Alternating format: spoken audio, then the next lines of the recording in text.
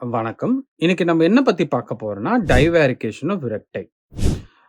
நம்மளோட அப்டமனோட ஃப்ரண்ட்ல இருக்கிற 2 பேண்ட் ஆஃப் மசில், அதாவது நம்ம 6 பேக்ஸ்ன்னு சொல்லுவோம்ல, ஆர் ரெக்டஸ் மசில்.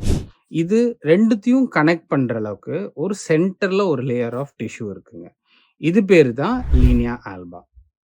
பிரெக்னன்சி டைம்ல பார்த்தீங்கன்னா, வயிறு வீங்குறப்ப, இந்த லேயர் ஆஃப் மசில் 2மே விலக ஆரம்பிக்கும்.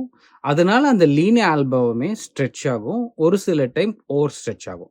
நாளடைவுல பார்த்தீங்கன்னா, அந்த 2 மசிலுக்கும் கேப் ரொம்ப அதிகமாகும். இது பேரு தான் டைவேரிகேஷன் ஆஃப் ரெக்டை.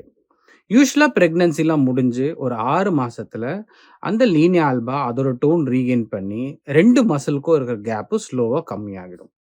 பட் ஒரு சில பெண்கள்ல, ஃபார் எக்ஸாம்பிள் 10ல 4 பேருக்கு இந்த டைவேரிகேஷன் ஆஃப் ரெக்டை அப்படியே பெர்சிஸ்டன்ட்டாவே இருக்கும். ஸோ நம்ம என்னென்ன எக்ஸர்சைஸ் பண்ணணும் அப்படின்னு பார்த்தீங்கன்னா, ஃபர்ஸ்ட் வெயிட்ட கண்டிப்பா நீங்க இம்மீடியட் டெலிவரியான லிஃப்ட் பண்ணக்கூடாது. அடுத்து பார்த்தீங்கன்னா, ரொம்ப பெண்ட் பண்ணி குனிஞ்சு நிமிர ஒர்க்க அவாய்ட் பண்றது நல்லது.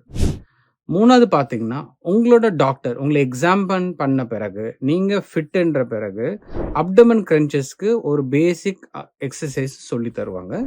அது நீங்க பண்றது மூலியமா இந்த மசில் டோன் பண்ணி, இந்த டைவேரிகேஷன் நம்மளால கம்மி பண்ண முடியும்.